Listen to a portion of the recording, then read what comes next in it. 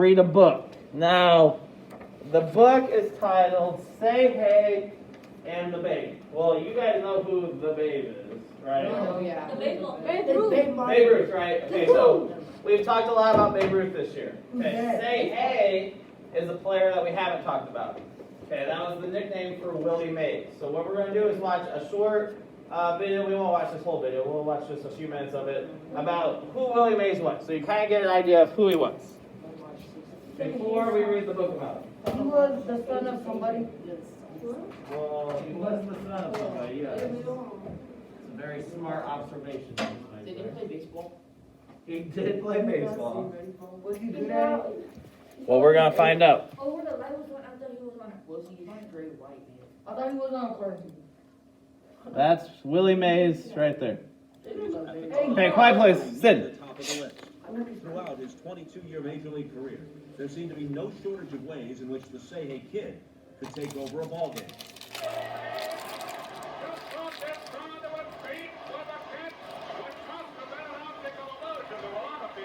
Willie Mays is the best ball player I have ever seen.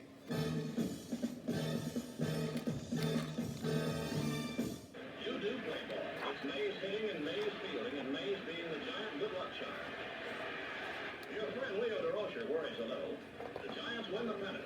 You beat Mel Hart's record for extra base hits. And on the last day of your first full season, you're the batting champ of the National League. This is the fame you like. Willie Mays, one of the Giants.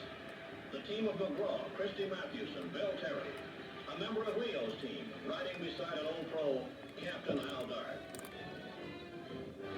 But the big one is still to come. The Giants versus the Cleveland Indians in the World Series. I never thought in my wildest dream that you could make that sort of play. Vic hit the ball, but it was high. And I knew right away I was going to catch the ball. Work. How's the next pitch over Willie Mays' head? It may not stay in the park, but if it comes down inside the field, he's got it. Willie made a great catch. He turned around, made a great throw. He had to sell out. It was a great show. It did save several runs. We might have won that ball game. I don't. Because the way that I caught the ball, the way I got rid of it, it was just to me. Now, if you've got a trademark at the plate, it might be those big hands on the bat. More likely, it's two words, Say Hey, stamped in bruises on the pride of innumerable pitchers. Ask you how you do it, and you'll just growl, I don't know how, I just do it. The slow-motion camera shows the rhythm and the power of the swing. But more than that, it shows the exact split-second reaction, the marvelously clear signal between eye, brain, and body that makes a batting champion. But you're Willie Mays. All you do is hit them. The official score will do all the figuring that you're interested in.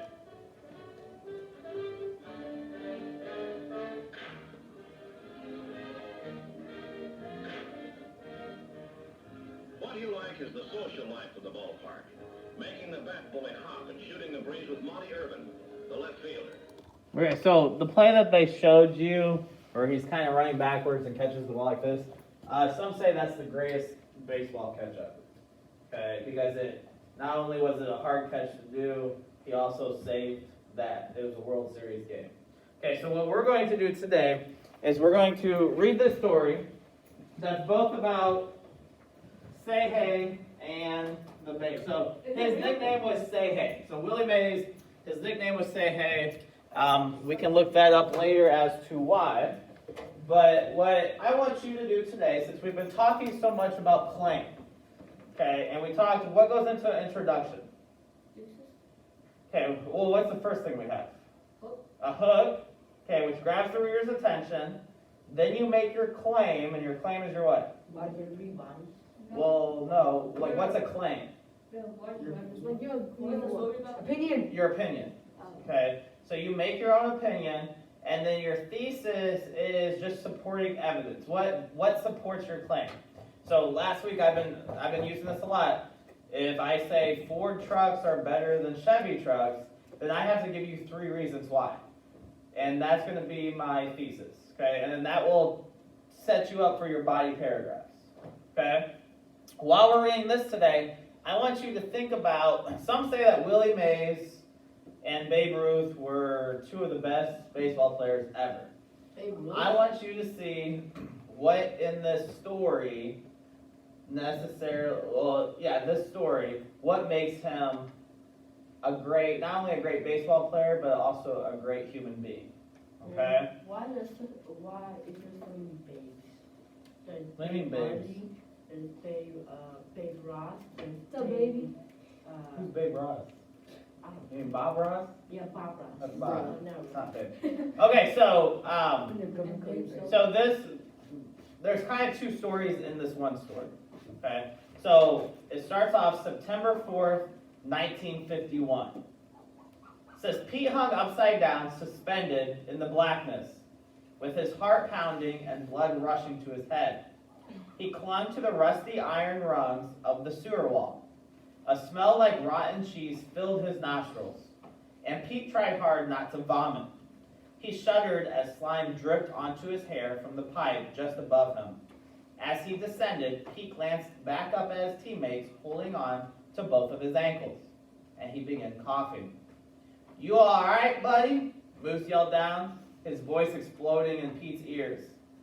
"Yeah, sure," Pete answered between coughs. "I'm fine." As he neared the sewer bottom, freezing liquid oozed through the cracked soles of his sneakers and ran down his legs. Pete wiggled his toes, and he could feel that the slimy water had reached even there. Holding a straightened wire coat hanger with some small loop at the end, Pete reached down and began dredging the foul-smelling sewer bottom. Corralling something, he lifted a slippery leather object out of the puddle.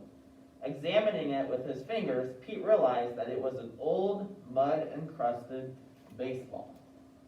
Okay, so Pete's in the sewer. That's a sewer. You ever seen a sewer? Like in the street?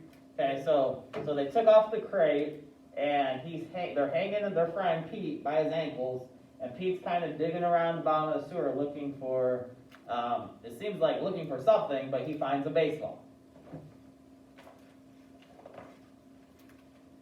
Okay, so this now goes back in time. So that was 1951. Now we're going back to 1927. It says opening day, 1927. A big round-faced man wearing a bow tie and a straw hat made his way through the crowded grandstands of Yankee Stadium on the cloudless April afternoon. Shaking the hands of adoring fans as he passed, he came upon a group of children, sat down, and lifted a young boy onto his lap. "Is there anything I can do for you, little man?" he asked. The boy remained silent. "If you could have anything in the whole wide world," the man urged, "what would it be?" The boy's face broke into a smile. "Actually, I'd like a Frankfurter," he said at last. The big man stood up and motioned to a vendor, who quickly arrived at his side. You guys know what a Frankfurter is? It's a hot dog. Oh. So the little boy, Babe Ruth asked him if he could have anything in the whole wide world, and he asked for a hot dog. Sid, that's what you would ask for, right? Anything you wanted for Anything you want from Babe Ruth, and he says a hot I dog. wanted That's what amazing. "Let's have a hot dog for every one of these kids," he said. 20 minutes later, 9 players trotted out onto the sparkling lawn of Yankee Stadium. The big man took his position in right field. Removing his cap, he placed it over his heart as the national anthem blared from the loudspeakers. Then the crowd cheered, and George Herman Ruth turned to face the game's first batter. Through 4.5 innings, thousands of fans twisted in their seats and tapped their fingers. Not a single run had crossed home plate. Then, in the bottom of the 5th, the Bronx Bombers mounted the game's first threat. After a Philadelphia air filled the bases, more than 75,000 pairs of eyes turned to the on-deck circle. 150,000 clapping hands shook the stadium. A sea of mouths opened wide and let out a deafening roar. For George Herman Ruth, the great Bambino, was striding up to home plate with a chance to break the game wide open. The mighty slugger dug his cleats into the red clay of the batter's box. He took 2 deliberate practice swings and stared into the eyes of Lefty Grove, the Athletics pitcher. The ocean of cheering voices hushed. Suddenly, the ball was blurred. It streaked toward the inside corner of the plate, exploded off Babe Ruth's bat, and rocketed toward the right field grandstands. As it neared the upper deck, the ball hooked into the foul territory and struck a little girl on the forehead. So a little girl got hit in the face. 75,000 fans gasped as the girl slumped forward and collapsed over the railing. So Babe Ruth just hit a little girl in the face. You should go to jail for that. Juju, that's something you would do, isn't it? No, woman. Yes, he would. He looked like he was. Now, obviously, he didn't do it on purpose, okay, but he hit a little girl in the face. But Juju would do it on purpose. Yeah, Juju would definitely do it on Yeah, purpose, Tyler right? Perry. He'd do that like twice a week on purpose. From home plate, Babe Ruth peered up into the grandstands. He stood motionless as two policemen raced to the girl's side, carefully lifted her limp body, and disappeared through an exit gate. The Babe stepped out of the batter's box, took a handkerchief from his pocket, and wiped his brow. 3 pitches later, the Babe had struck out. But no matter, the Yanks prevailed 8-3, so they won the game 8-3. After the game, the Yankee players returned to the clubhouse to find the young girl lying on a massage table. Her eyes were glazed, and the team doctor was standing over her. The Babe approached and rested his hand on the doctor's shoulder. "Don't worry, Babe," the doctor assured him. "It's going to hurt for a couple days, but in no time, she'll be as good as new." "I'm mighty sorry, folks," the big man said to the girl and her father. "Listen, how'd you like a ball signed by the whole team?" Bernard Finkel's eyes widened, a smile spreading across his face. So that's the girl's dad. From around the clubhouse, Yankee players stood up and gathered around Mona and Bernard. Babe handed a ball and a pen to Lou Gehrig, who passed them to Earl Combs. One by one, the Yankees signed the ball, and then Babe placed it in Mona's hand. "A token for our appreciation," the Babe announced, smiling from ear to ear.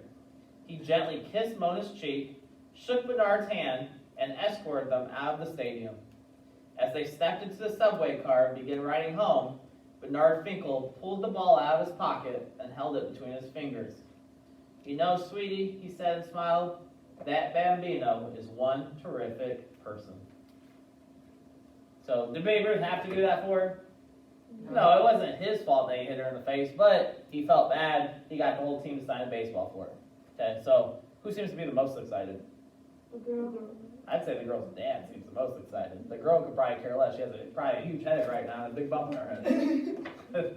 Thanks to Juju over here. She got a big head. Okay, so this is May 1927, so still the same year.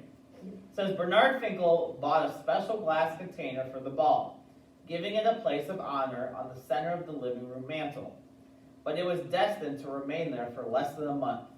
On a steamy Saturday afternoon, Mona's brother Harry was playing ball with some boys in a vacant lot near 135th Street.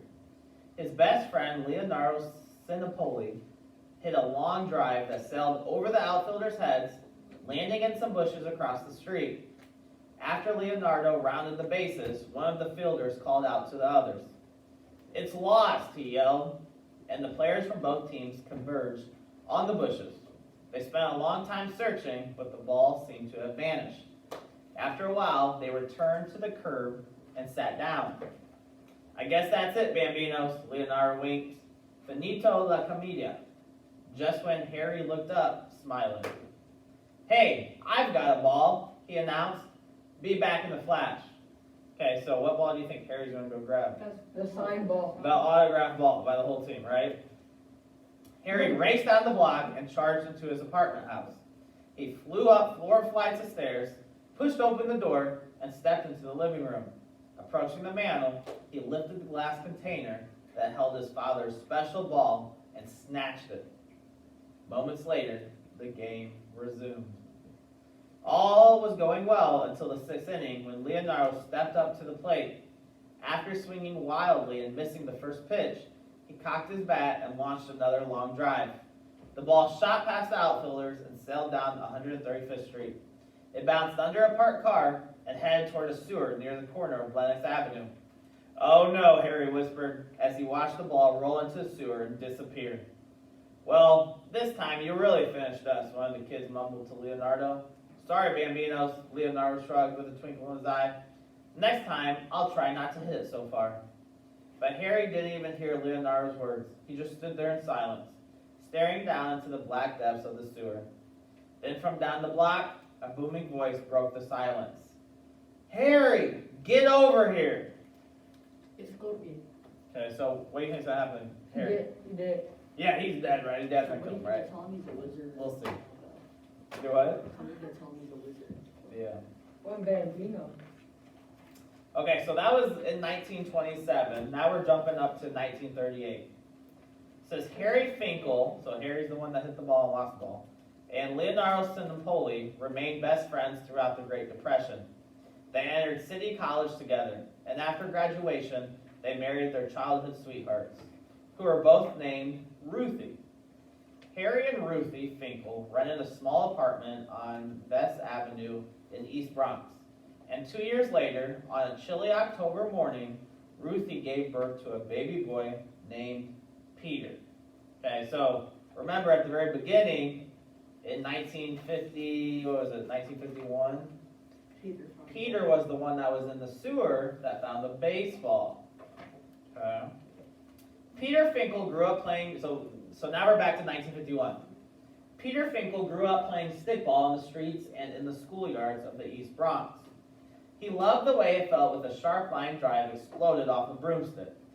He loved sprinting around the bases and beating the pitcher's tag at home plate. Okay, does anyone know what stickball is? Yeah, What? with a stick. It's where you hit a ball with a stick. Right, so a lot of times kids couldn't afford baseball bats, so they created this new game that you just like took like a handle to like a broom, you cut off the broom part, the bristle part, and then they had like these little like rubber bouncy balls that they would play stickball with. Okay, they played baseball, but it was with a smaller stick and a small ball. And he loved corralling long fly balls, just like his hero, Willie Mays. Pete and his best friends, Moose and Eddie, formed a three-man stickball team named the Monarchs, and they soon began competing in stickball tournaments around the city.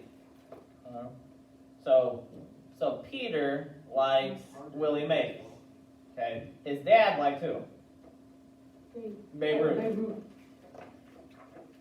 One afternoon, during a game in Queens, a kid from the opposing team approached the Monarchs and announced that Willie Mays had begun playing stickball. He hops the subway after Giants games, the kid explained, and rides to Harlem to play with the kids there. We've got to find a way to watch Willie play, Pete insisted, and within minutes, the plan was hatched. That Wednesday, none of the Monarchs bought lunch at school. They kept the 35 cents in their pockets and went hungry until they got home in the afternoon. They did the same thing on Thursday and again on Friday. I used to do that. My mom used to give me lunch money and I wouldn't spend it and I would just take food from home and just keep the money. Smart, right? Super smart. On Saturday morning, Pete gulped down his breakfast, said goodbye to his mother, and trotted out to the sidewalk, heading toward the subway station at East 180th Street. When he arrived, Moose and Eddie were waiting for him. They each paid 15 cents for tokens, climbed the long metal stairway to the elevated platform, and hopped onto the number 5 train. As Pete sat watching the buildings of the Bronx whiz by, he felt his heart pounding. He was really going to see Willie play. At the East Tremont Avenue station, 2 Dodgers players stepped onto the train. They sat down and started schmoozing with a group of fans. Pete recognized them immediately. They were Pee Wee Reese and Jackie Robinson, arch rivals of his beloved Giants. "Them bums are gonna get shackled today," Moose whispered to his teammates. "When our Giants finish with them, their gloves will look like was made out of Swiss cheese." At the Polo Grounds. It says the Monarchs arrived at the Polo Grounds, so that's where they play at. Paid 50 cents for bleacher seats and excitedly made their way through the shadows beneath the grandstands. Entering a long, dark tunnel, Pete was enticed by the mouth-watering smells of mustard and sauerkraut. "Hey, get your hot dogs, get your red-hot hot dogs," a vendor's cry echoed in the tunnel. Okay, so the boys saved all their money. I think they skipped school, and they went to the baseball game. Okay, they want to see Willie Mays play. And then after the games, they said Willie Mays does what? Play stickball. He plays stickball with kids in the neighborhood, right? So they want to see him do that. So the Monarchs stepped out into the sunlight, and the roar of the crowd exploded in their ears. Pete looked around wide-eyed at the exquisitely kept field.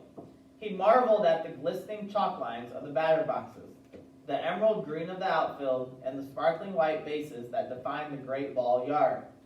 And there, standing proudly on the perfect manicured grass, were groups of ball players, neatly dressed in uniforms, hitting fungos and tossing baseballs back and forth.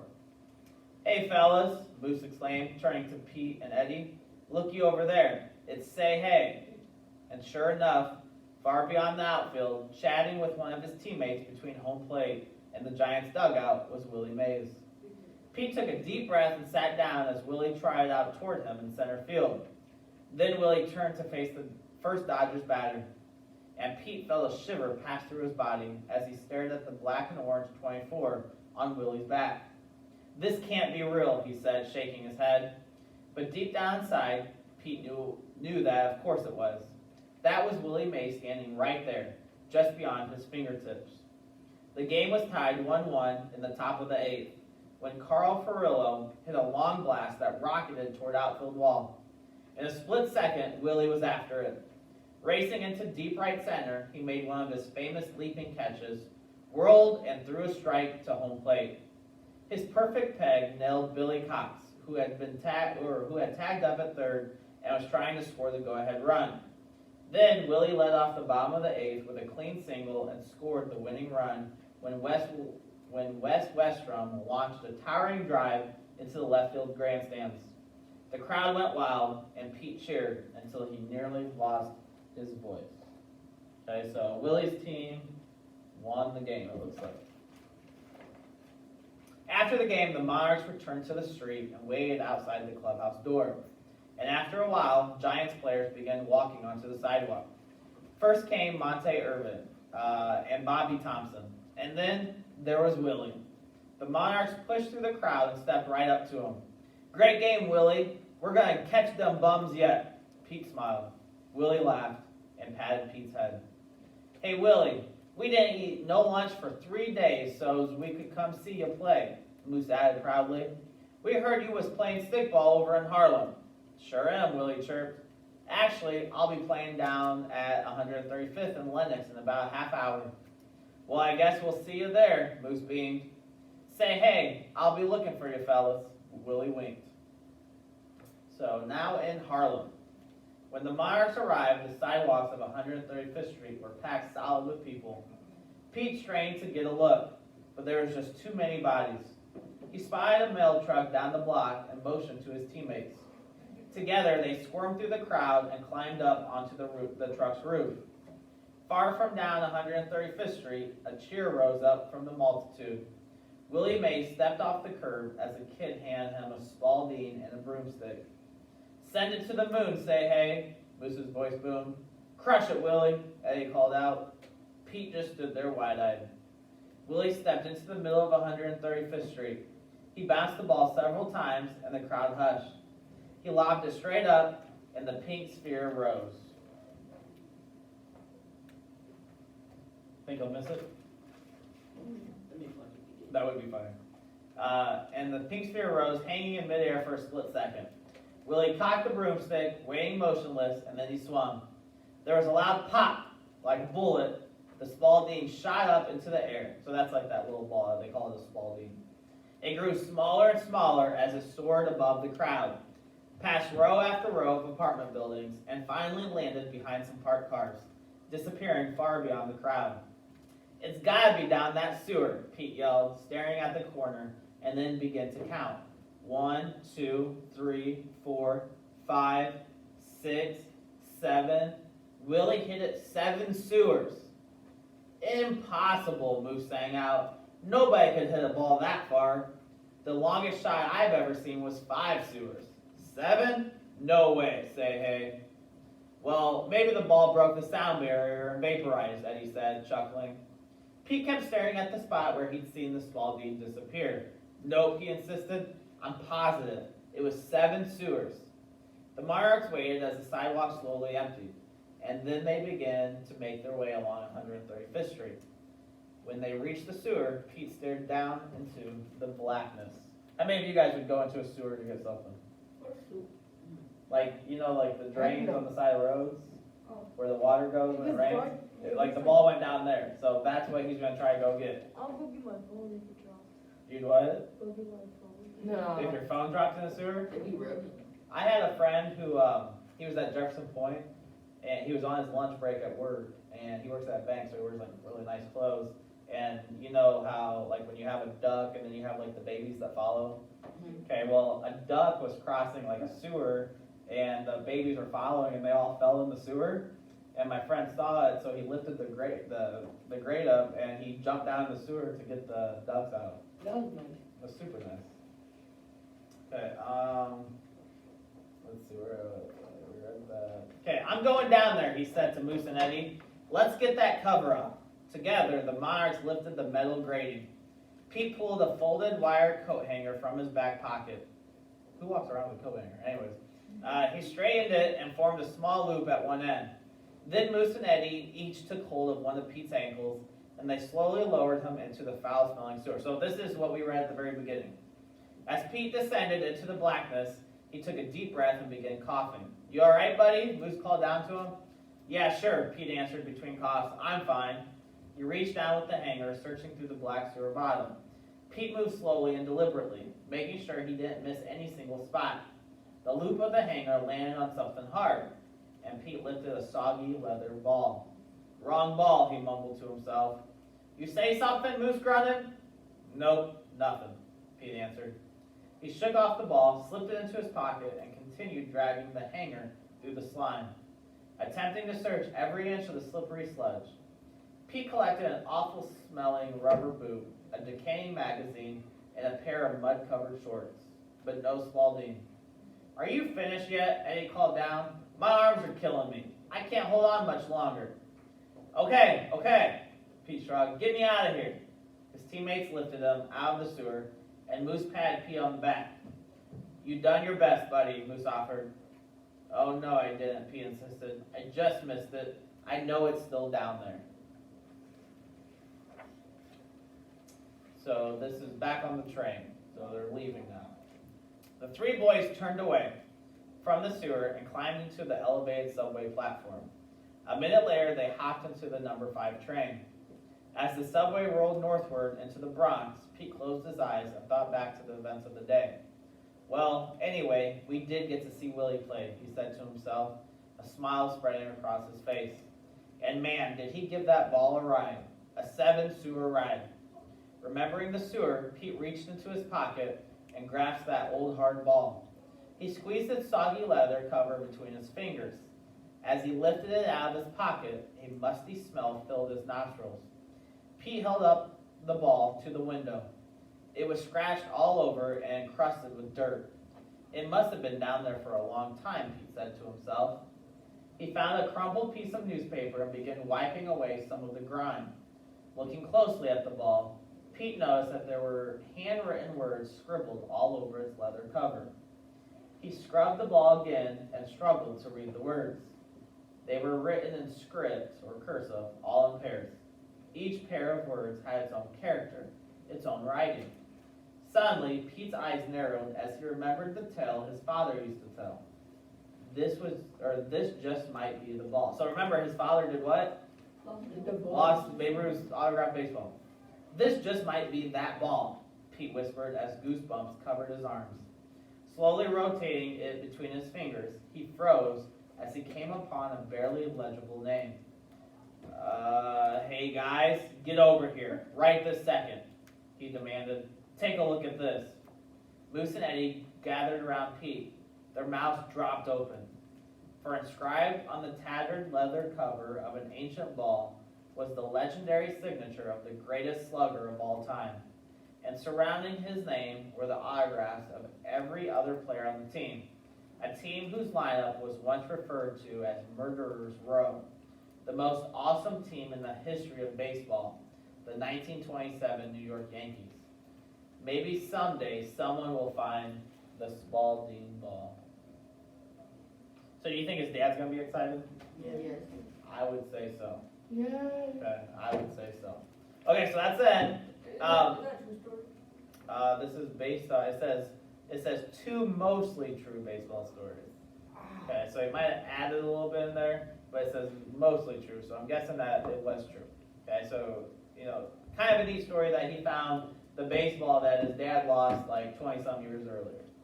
Okay, so what we're going to do, go ahead and open up the questions. Since this was a little bit longer of a read, we're not gonna do groups today. But if you wanna partner up, you can do that before we go over the question, okay?